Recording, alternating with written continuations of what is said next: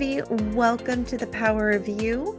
Today we have some very special guests with us today. Val Jones with Wells Fargo, who is a national partner of NAWBO, is going to be hosting a panel. So Val, I am going to turn everything over to you. And if you need me, just give me a shout.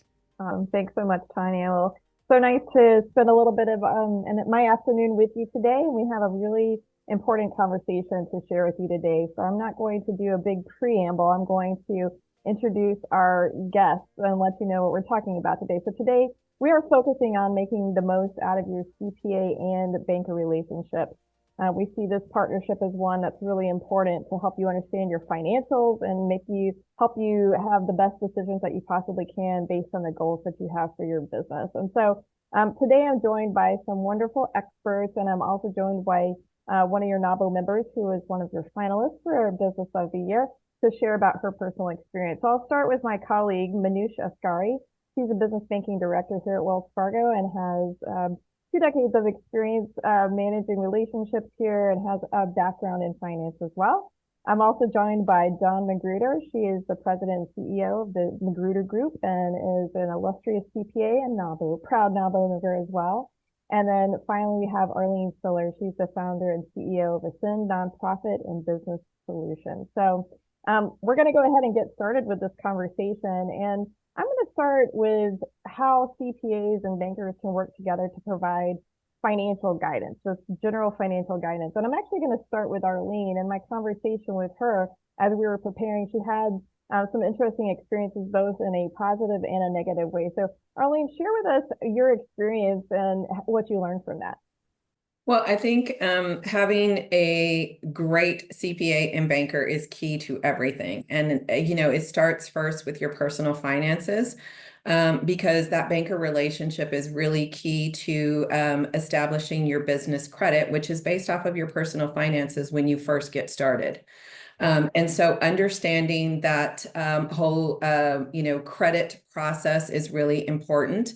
But having the right people in place as your business grows is so key. And so mistakes that happened for me, I did not understand what to look for in a CPA and really the role that they would play in my business. And so the first couple of years, I did not have a good CPA. And the lessons learned from that is it really hurt me because they were late in filing my taxes. They were unresponsive to my questions. I had to file for tax extensions. And so all of this did not put me in the best financial position. And when, this was also right before COVID happened and things like that. And so when those emergency dollars came out and they required, 2 years of financials, I was missing things that first year. And because of the tax extensions and things like that. And so even though my business was in a good financial position, I couldn't prove that to my bankers because I did not have that documentation in place. And so obviously got rid of that one. Second time, she bailed me out of all the mistakes that the first one made, and has been good for me up until this point. And now my business is really going to a different level. And so what I'm looking for from that CPA in partnership with my banker is, what does my growth look like? And what is my end game? And so how are you going to help me get there? And so now, the CPA firm that I have in place is doing an awesome job, is helping me with this process. And so that is really critical, is having the right type of CPA in place along with your banker, and that educate you along the way, because this is not my area of expertise. What I do for my business is my area of expertise, but I need this information to help me grow. Awesome. Thanks, Arlene. I'm sorry you had the negative experience, but it sounds like you turned that around pretty quickly and got in a better place, which takes me to you, Dawn. So in your view, just very generally, how can a CPA really be there for a business owner? What kind of financial guidance should they expect? It's interesting because a lot of times business owners, and part of it is, how do I get into the expertise of my CPA? How do I get them to really help me? I don't know what to ask. And of course, it all starts with relationship building. I mean, that's what this webinar is all about, the important relationships that you need as a business owner. And certainly banker and CPA and among some others are extremely valuable to you. But we talk about how they should be a valuable advisor to you, right? An expert advisor, but they're also need to be an expert resource for you. Because a lot of times, if you have a great relationship with your CPA, they're going to open doors to the other professional relationships that you need. Almost every business owner that we work with knows that they need to file a tax return. They may not know how important a banking relationship is to them, or an insurance relationship is to them, or a legal relationship is to them, much less how to find really good partners that can meet them where they are, right, with their stage of business. And just like Arlene was talking, she had different CPAs along the way and kind of outgrew expertise, along the way. But as she grew in her expertise, she knew what to look for, and is able to find the resources that are going to help take her to the very next level. So I always say, consider your CPA your trusted resource. They should be opening doors to you, to other professionals that you can utilize to help you get where you need and want to go. Awesome. Thanks so much, Dawn. Makes a lot of sense. And so, Manoush, I know you have thoughts about this as well and how a banker can play a role in this relationship building. Sure. Hello, everyone. I want to start with, first of all, our audience today. They can be in a different stage in their business. Some of you are a startup. Some of you maybe is actually 2 or 3 years in the business, and it's a different level. So the conversation we are having today, if you're already in a phase you can actually utilize and execute it today, awesome. If you're not at stage, please take a note. You will need it. So I hope the conversation is not going to be something, you know what, this is not helping me today because I'm not there yet. You will get there. And trust me, this information is going to be helpful. So I want to start with that first to level set, because I know the audience can be in a different phase of their business. So just like Arlene and Dawn mentioned, that the relationship building is important, and with the banker as well, because this is technically, you tell the banker and also the CPA understand holistically about your business. And when financial statement is serve as a critical tools for showcasing the business financial health. And that's why it's important for the bankers to understand it, and you have a great CPA to prepare it for you. And when I say is important for the lender, they take a look at those financials to make a decision. Just like Arlene said, when it came for the PPP during the needs for those funding from the government, that was the issue, because the financial was not there to paint the picture. So the lenders rely on the statement to assess the company's performance, stability, ability to repay the loans. I highly recommend engaging qualified CPA to review the financial on a regular basis, quarterly or annually. That depends on the size of the business. The more complex the business, the more you need for the CPA to review your financials. So we all know that preparing a tax return is mandatory. That's not optional. However, they don't always provide a complete picture of the business financial health. So that's what that relationship is important between the bankers and the CPA, to be able to tell this story behind the numbers, to be able to tell the trends of what's happened to the business past, present, future. So if you are not building that type of a relationship, and I call it partnership, then it would be very difficult to help with your business to take it to the next level, help your business to grow it, because you need the advice from the great CPA and your bankers, and have that partnership to help your business to grow. So I hope that was helpful, Val, to paint a picture how important it is to have that partnership and relationship.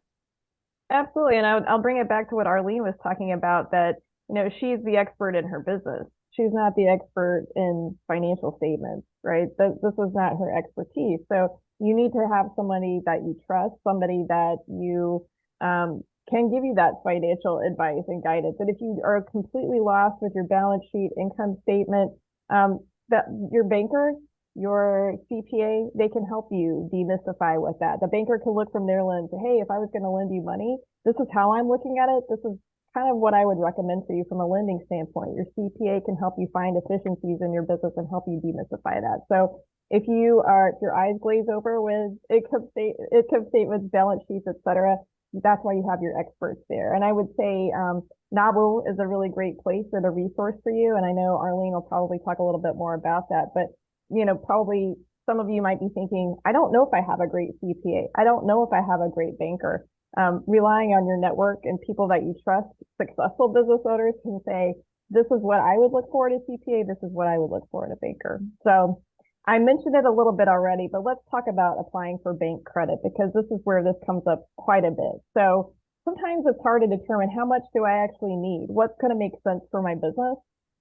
Do I need a loan? Do I need a line of credit? Do I need both?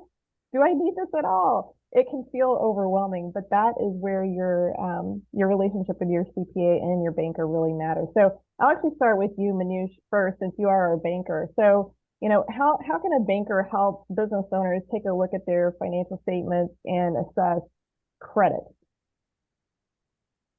So, Val, a lot of times a customer feels like they should provide financial to their bankers whenever they need credit.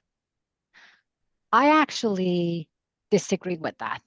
I feel like the customers should actually provide, the business owners should provide their financials. Uh, like when you go to the doctor for annual checkup, they're going to actually take a look at everything to the blood test and everything. And it doesn't matter, you have a problem, you go for the checkup.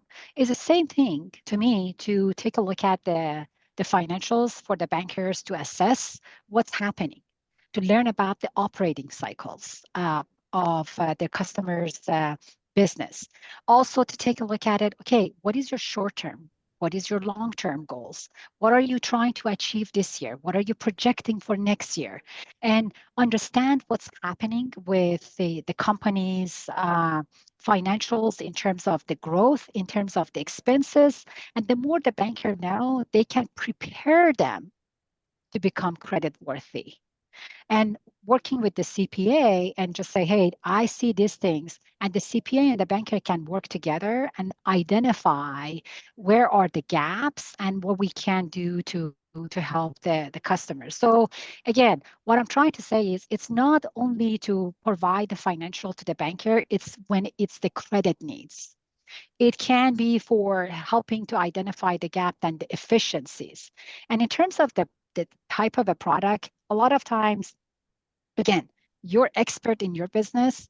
The CPA and the banker are expert what they do. So a lot of times customer come and say, hey, I need to have a line of credit because I want to purchase this fixed asset. Well, it's not the right product for that needs. We have to have a conversation. Tell me more about it. Is it short-term needs? Is it long-term needs? Is it fixed asset? Is it revolving? Is it the expansion of the business? Is it the new product? So when the banker asking you all those questions, they're trying to find out what is the best product and service based on your business needs. So sometimes I have heard that feedback from some business owners. You know what? I'm here only to apply for credit card. Why do you need to know all of this answer? And why do you need to know all about my business? I don't have time. Well, if you don't make time to paint the picture of your business, then how you would expect the CPA and the banker help you?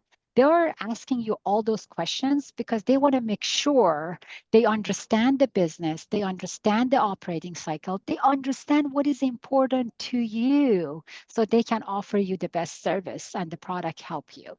So that's what I just want to make sure I emphasize around sharing the financials with the bankers. It's not only when they have a credit needs. I love your analogy with the checkup with the doctor, right? So if you're going for that annual, it's not because there's a problem, hopefully, it's so that you can see if there's a problem early and have that conversation with your doctor. Do I need to adjust my diet? Do I need same thing with your banker. So tell me what you're seeing here. Here's my vision, right? So you as the entrepreneur have a vision for your business, you know where you want to go, and your banker can help you determine, are you on the right track to achieve what you want to achieve in the time frame you have in mind? If so, great, let's talk about how we can do that. If not, let's talk about some things that you can do. And then Manoush, I also think about underwriting, right? So our bankers would understand what our underwriters are looking at, what is going to be helpful to get you approved, or what might be hurtful for you. I know sometimes it feels like a mystery. You apply for credit. Why did I not get approved? Or why did I get offered a lesser amount than I think that I deserve? To Manoush's point, if you're proactive about that with your banker, that shouldn't be much of a surprise to you, right? You should have some kind of idea how that's going to go. So that's really helpful, Manoush. Don, I want to turn to you. So thinking about your role as the CPA, how do you talk to your customers about bank credit? How do you work with bankers to help your clients get credit? One of the most interesting things I asked them, I said, knowing all that you know about you and your business, would you lend to you? Right? And that's a pretty powerful thought process that I asked them to go through, right? And starting with the CPA banking relationship, you should know that I'm a small business, I'm a CPA, right? But I'm also a small business owner. And I was just on the phone with my banker prior to this call, not my bank, but my banker, talking about, you know, my personal business and of course another client as well.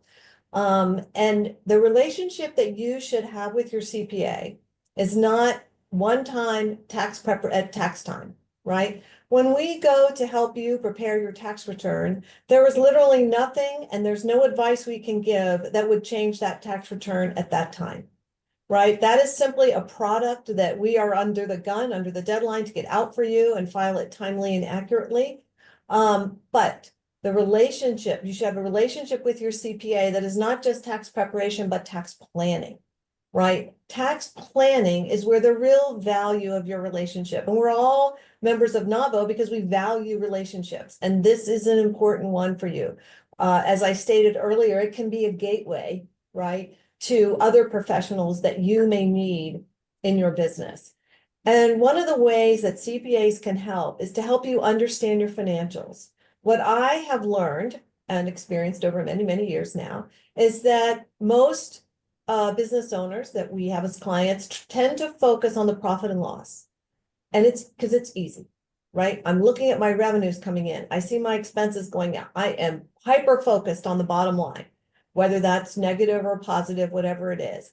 And they tend to discount the balance sheet, right? Because it's kind of different, right? I get money in, money going out on my profit and loss. But guess what? The bank is going to focus on your balance sheet. And why is that? Right? Your balance sheet tells the story of your business from the day you opened until the day that financial statement is printed. It is the whole picture of your business. Decisions you made years ago, decisions you made a couple weeks ago. And they are looking at that and assessing risk. Remember that the bank is not an equity partner in your business. They're not looking to invest with you. They are assessing risk and your ability to pay it back. And so when you look at that balance sheet, which we go through very hard with our clients because all the ratios, I'm not going to go into that now, that the bank is using as tools to determine your creditworthiness, right? We work through those financials with you so that we're ready.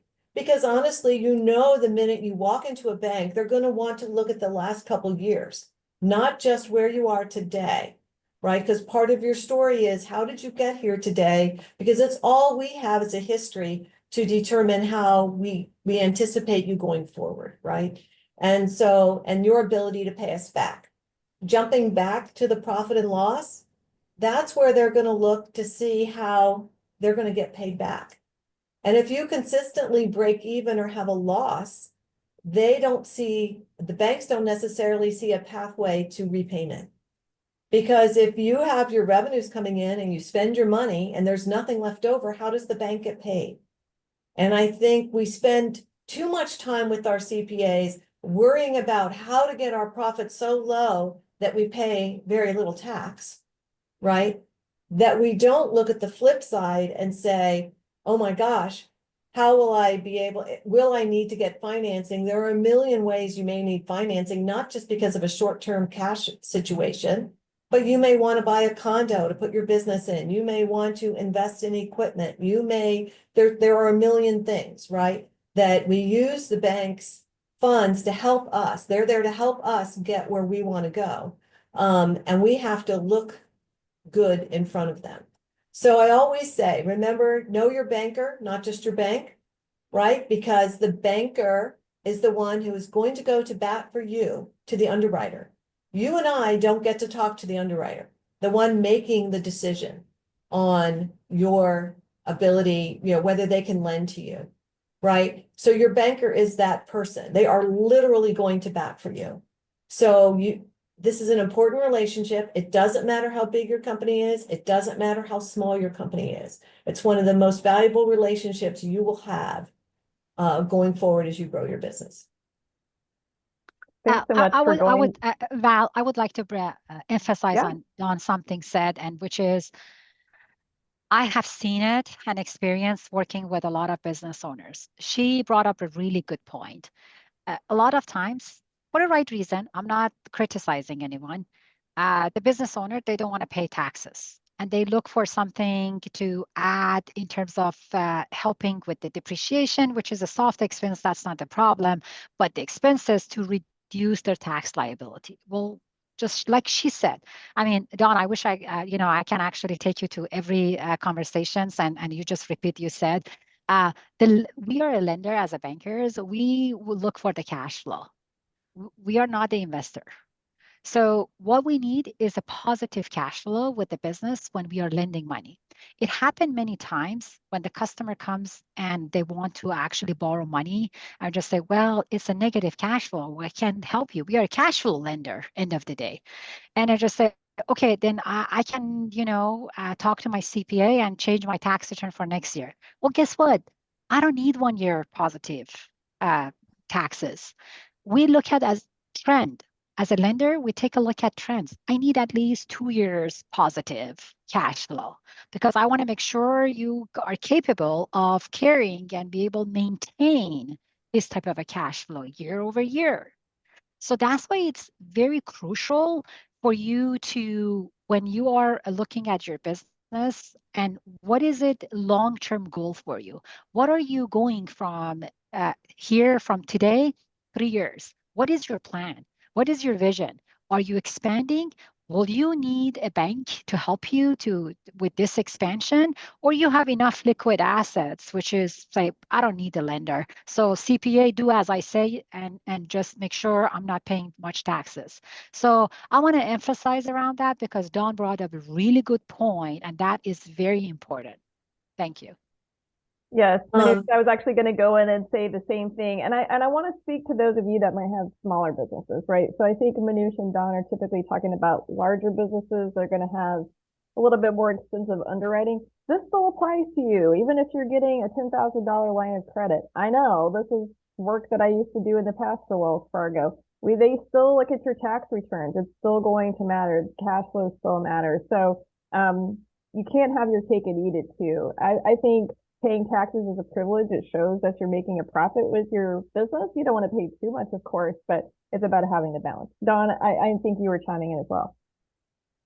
I just want to say one thing after Manoush was speaking, that when you're working with your CPA, every decision that you make as a business owner should be intentional, right? I know that sometimes we fly by the seat of our pants. Things are going so fast. It's crazy. There's a lot we're learning, a lot we don't know. Relying on professionals to help you with that is critical, but borrowing especially, borrowing because I need to have a short-term cash need, I have to do it. It's a big decision. It's an important decision. It's going to affect your cash flow going forward. So it should always be done with intent, right? What is the goal and how are we paying it back and where is it leading us? I think I work with a lot of, small business owners, of course, I'm one myself, right? But that every decision we're making needs to really be intentional, and borrowing is one of those. So That- I started this business from scratch. So literally $0 going into it. It wasn't a family-owned business. It wasn't any of that. And so in growing my business over the years and having to establish these relationships, it was really important to me that I be able and my responsibility as the business owner to convey my vision to the people that were going to help me make decisions along the way for my business. And one of the other things that I heard early on was uh, ask for credit, get credit when you don't need it versus being under a situation where it was desperate to have it. And that was really great advice that somebody gave me because as I conveyed my vision to my CPA, they connected me with good bookkeepers along the way too. And that's another really important part is to make sure that we're expensing things correctly and that that person also can take that vision and help you realize it through strategy. And that strategy, then you can take to a banker and say, this is what I intend to do. I'm growing a new line of business. I need to hire someone, but this position, everybody else is paying 100,000, 150,000, 85,000, whatever it is. How can I afford that? And when can I afford that? And when I bring that person on, there's going to be a period of time where maybe they're not making money for me because they're learning the business. They're helping me, set up systems and processes in the business, those types of things. So when am I going to get that return on the investment? And do I have the cash on hand to take care of that time frame in which they're not recovering the costs that for me and the business? And so being able to put all of these pieces together, they don't exist by themselves. And one of the things that I see a lot for business owners is it starts to happen around October where everybody's offering you vision boarding sessions. And that's a great thing. However, everything on that board costs something. And so it's really important that you have a good bookkeeper, that you have a good CPA, that you have relationships with bankers, because for you to execute on that vision takes money. And it really, I know it's cliche, but it takes money to make money. Coming in as Arlene, the individual, years ago, I went through Dave Ramsey, which tells you, you don't need credit, don't apply for credit, don't touch credit, don't look at credit, don't anything credit, right? And I could not come into my business and my business could not be successful with that mentality. So I had to learn a different mentality for my business in terms of what credit looks like, in terms of how I approach it.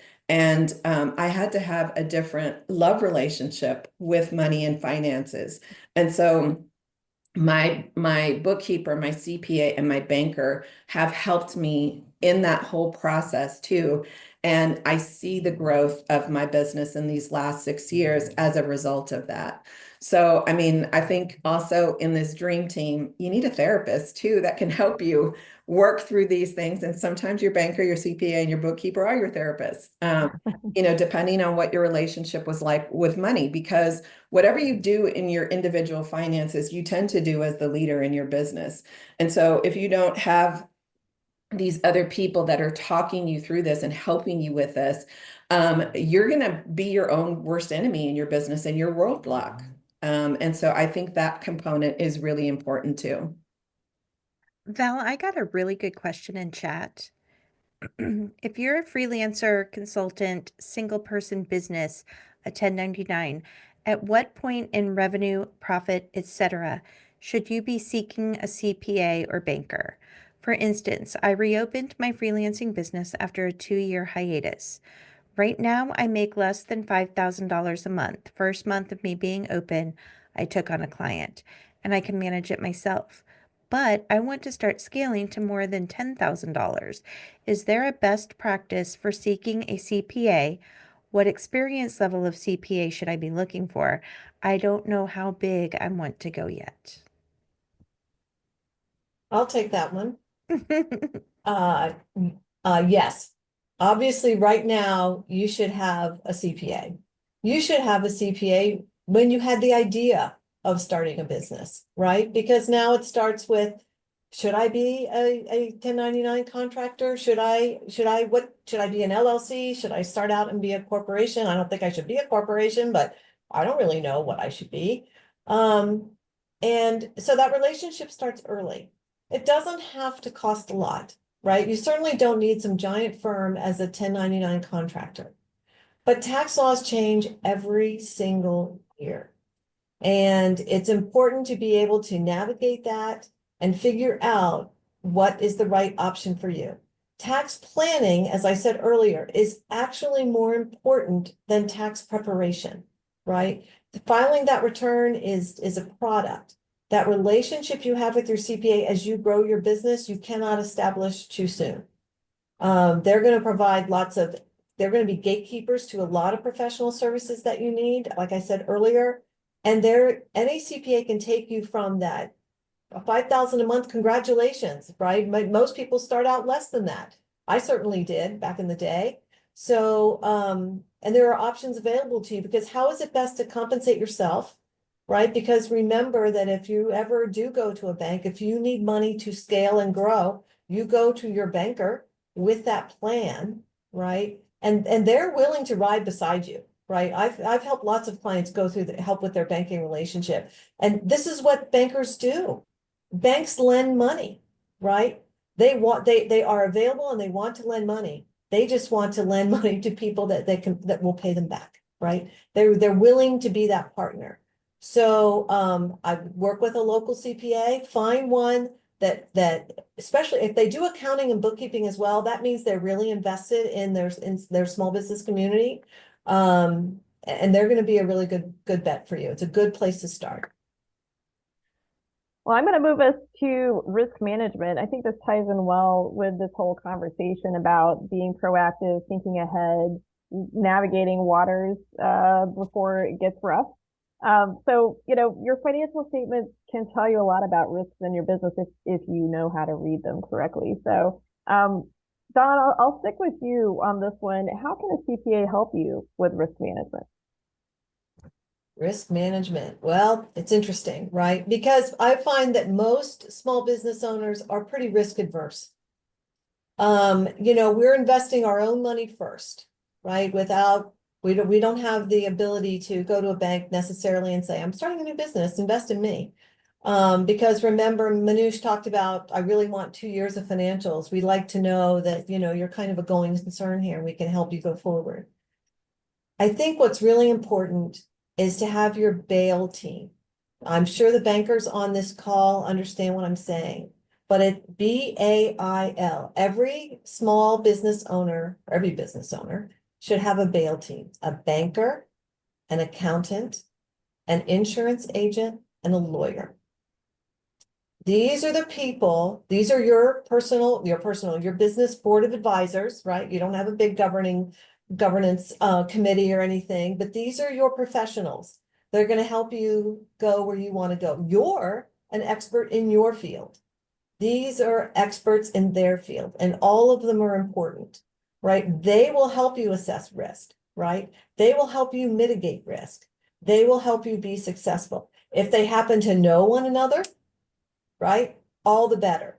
Because if your professionals who are working with you feel comfortable enough to pick up the phone and talk to one another, whether you're on the call or not, certainly with your permission, right? This is what you're looking for. This is the team you're looking for to move forward. So when I often talk to clients, I say, who's your bank? And they'll say some bank, right? And I'll say, no, that's your bank. Who's your banker? Who is the person at the bank who knows you? I want to talk to them, right? That's where you're going to be able to mitigate a lot of your risk as a business owner when you have all of those people on your team helping you understand where your risk is, and they will be the ones to help you mitigate it. Don, one of the questions that it's coming in on the chat is, what are some tips for finding a good CPA? And what should you look for? I'm just going to speak really quickly from my standpoint because I had the bad experiences. And I will definitely say right now, it's someone that I feel that I can connect with, that I can share my vision, that takes an interest in that. And the other big thing for me was someone who didn't make me feel stupid when I asked questions, someone who wasn't condescending in their answers when I had my financials in front and I said, I don't understand this line item. How will I know when I can hire someone?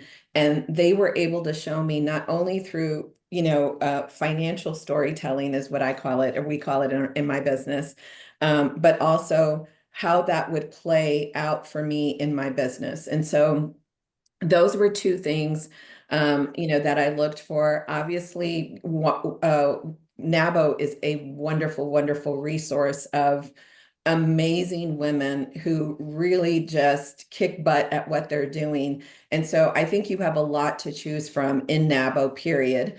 But from that, word of mouth, those types of things helped me. But also, again, conveying that vision of what I needed, what I wanted, where the business is going, what my endpoint is, and being able to connect with her on this. And what I love most about, the person that I'm working with now is she's an educator at heart, and that really speaks to me. And so even when I don't know the questions that I'm supposed to ask, she foresees that and starts to tell me how this plays out in terms of the vision that I had. So that's what I'm going to give you as my insights into that. But Dawn, that's some questions that are coming in. Well, the search is tough, okay? Our field is pretty tough. Now, I will tell you that in my experience, when I talk to prospective clients, there's two reasons they reach out to me, right? And they're reaching out to any CPA, not just me, right? And the second reason people change CPAs is my CPA prepares my tax return, but I don't talk to them the rest of the year. Right? They don't ever reach out to me. They don't ever call me. I don't even understand, And I've heard there's a thing called planning, and that sounds like I really want to do that. I'm tired of having the same result every year on my return, but no conversations around that. The number one reason that people change CPAs is for communication. I mean, when you think about who's drawn to be a CPA, it's the introvert society of the world, right? And so we aren't good communicators typically, right? I try to hire good communicators. It's pretty hard. But that is the number one reason, right? My CPA doesn't return my calls. They don't respond to my emails. I don't know where they go after April 15th, but it's certainly not around here. And when they do talk to me about my return, to what Arlene was saying, I don't know that I'm there. It's the language I understand. They're not meeting me where my knowledge level is, right? They're talking at me. So I think the best way to vet a CPA is to see how responsive they are when you reach out, right? If you're not getting a response relatively quickly, they're overburdened and they're not going to value you right now. If someone at a partner level or at least a manager level is reaching out to you and scheduling a call, have a call. If you're not comfortable, if they cannot comfortably talk to you in your initial call, if they don't share something that's going to benefit you in that initial call, then they're not a helper by nature. And you're looking for someone who is a helper by nature. That's what I try to hire. I think that's what we all try to hire. This is why I love NABO. We're of like mind. And that's what you're looking for. You're looking for your CPA to be a helper to you, a big help. So if you don't get that vibe right away in that initial call, move on. Mm-hmm. I'm going to jump in here too and say the same applies for bankers, right? So, if you, to Dawn's point, say the name of your bank and you don't have a banker that knows you and your business, that's a problem for you. Manoush, talk a little bit more about how we can build a relationship with a banker. How can you find a good banker? How do you know if you have a good banker?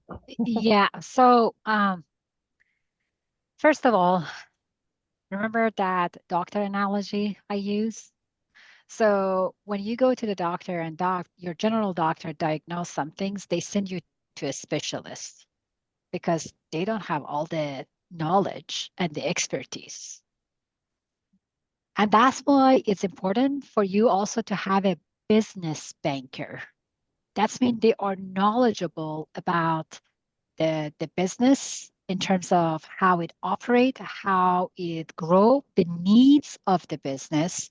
They're familiar with, I'm not saying expert, familiar with some tax reporting, because that's not area of expertise of the banker. That's why I say familiar. I want to be very careful with that. That's why we need Dawn as an expert we partner up with. So in terms of having a banker, first of all, are they knowledgeable? Do they understand about the business? We have a lot of advisors and they're experts in how to grow your liquid assets and putting it in what type of a stocks. Do they understand also about the business? When I say business, I mean the business you're operating. That's why, first of all, look for the bankers understand how business works. Two, having the bankers, let's just say you find the business bankers. It's the right banker for your segment. When I say segment, I mean the size of the business. Because even though in banking world, there are different type of bankers for working with the business customers.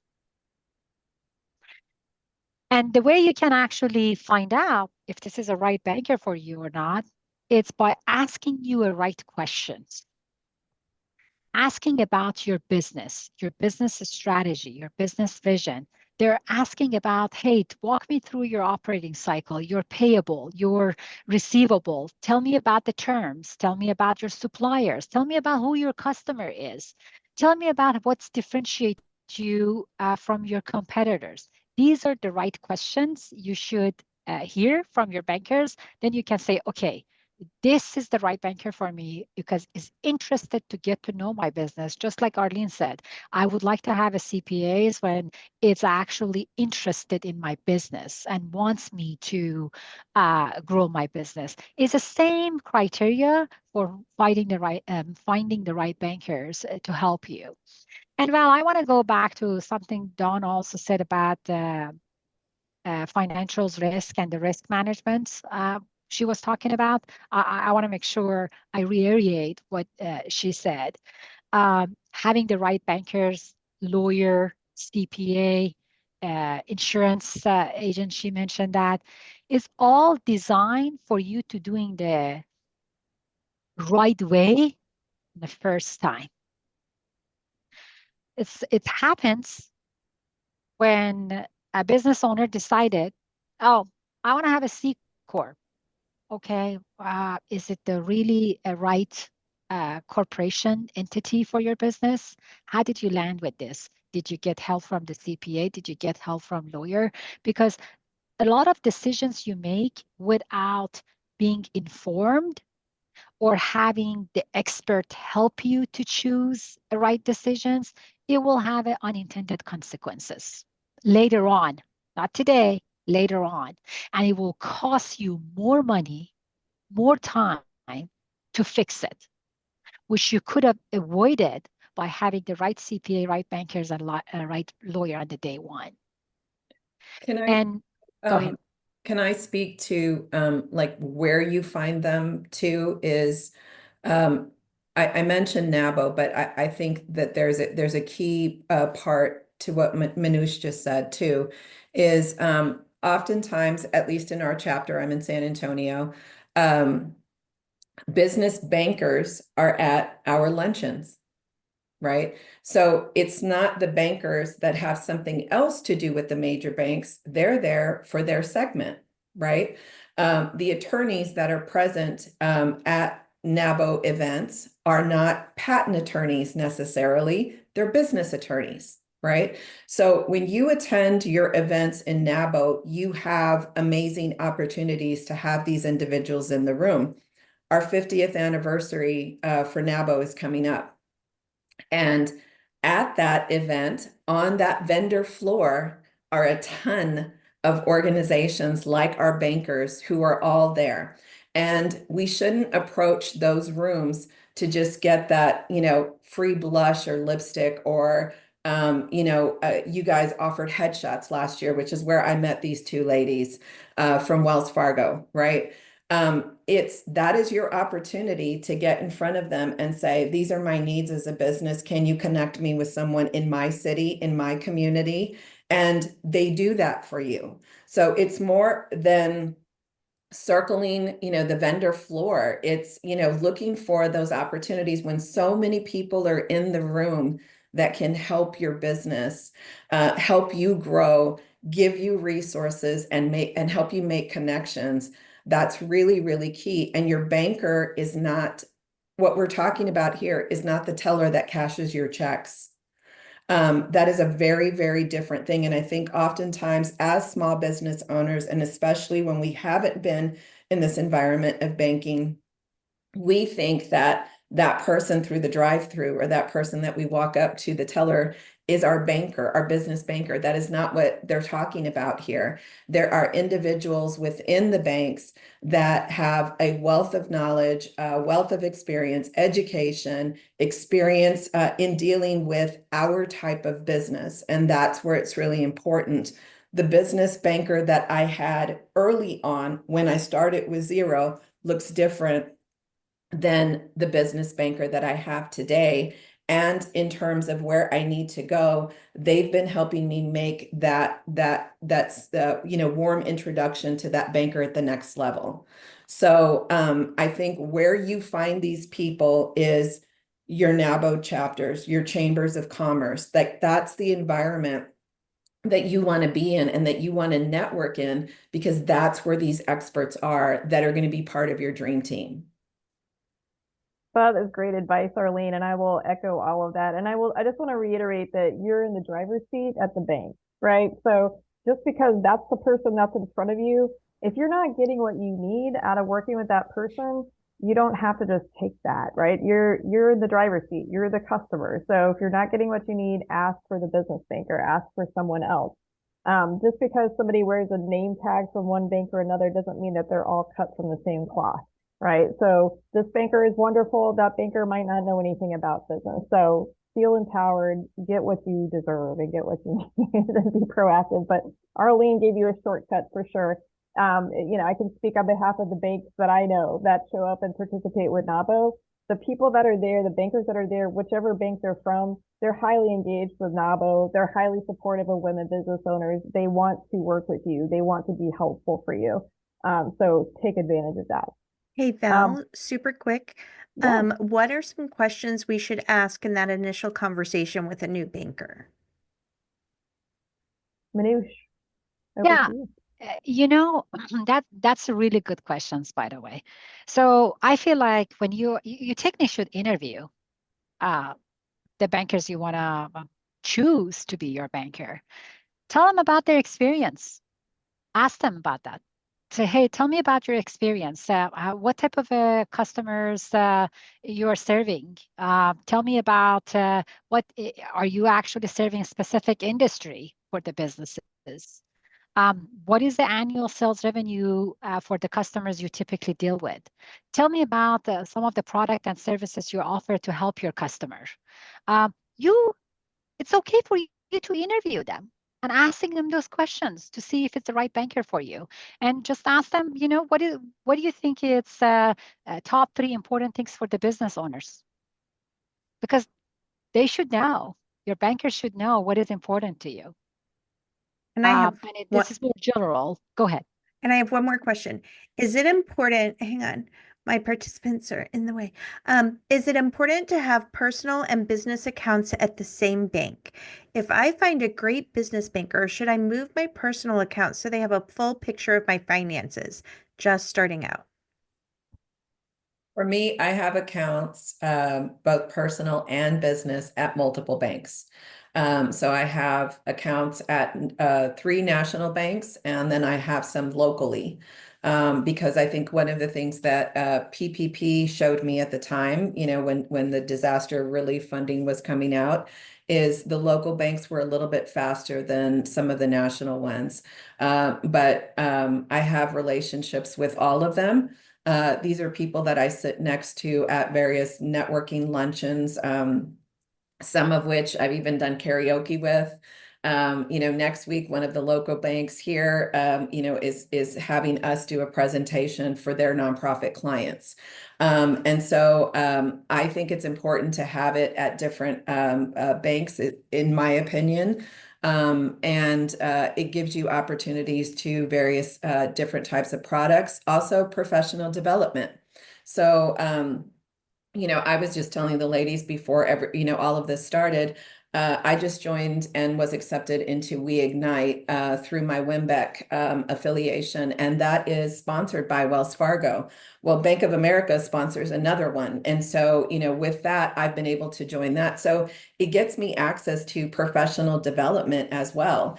And it's just expanding my network and resources that are available to me because through this process, I have met some really, really amazing people that are working at the local level, that are working at the national level. So I have accounts in several different banks for this reason. I also gonna add as a lender about this specific things. It's a nice thing to have. It's not the must thing. So you can have your split relationship, your personal and the business with different banks. So when it comes to the business, if you're talking about borrowing, if the banks want to actually take a look at your relationship in terms of your secondary source, which is the liquid assets on the personal asset, they ask for a statement. Can you give me your statements from the other bank? Again, it's a nice thing. It's not the must thing. If you're finding the good bankers from your B of A for your business and Wells Fargo for your personal, that's okay. It's okay to have a split relationship with the different banks. And just like Arlene said, it's okay to expand your networking with multiple banks. So it's what is important. Do you have a right banker for your business to understand your business, to care about your business, and truly invested with the growth of your business? 100%. I think for me, it also comes down to convenience factor. So I like to make my life as streamlined and as easy as possible. So I have most of my accounts with one bank. You can probably guess which one. But anyway, most of my relationships are with one bank. I don't want to juggle multiple banks. But to Manoush's point, it's really the relationship with the banker, right? So that should be your deciding factor more so than any certain brand. It really doesn't truly matter. Do we have any other questions? I just want to check in because we're getting close on time. Any other questions from our audience? Nope. All right. Can I So- offer a final, just a Absolutely. sentence or two? I want to go back to BAIL, the BAIL team for a minute, BAIL, and talk about just relationship for a sec, because your accountant, your insurance agent, and your lawyer, most of the times, those are really positive, great relationships. I found that with business owned, my clients especially, or my clients just like everybody else, there's a little bit of a fear factor with that B, the banker. It's that I'm going to them and they have the power to withhold from me. I'm scared to go to them, right? And there's a lot of fear because I want what they have and I hope they approve me and I hope it all works out for me. Oh my gosh, what if it doesn't? And we can spiral down.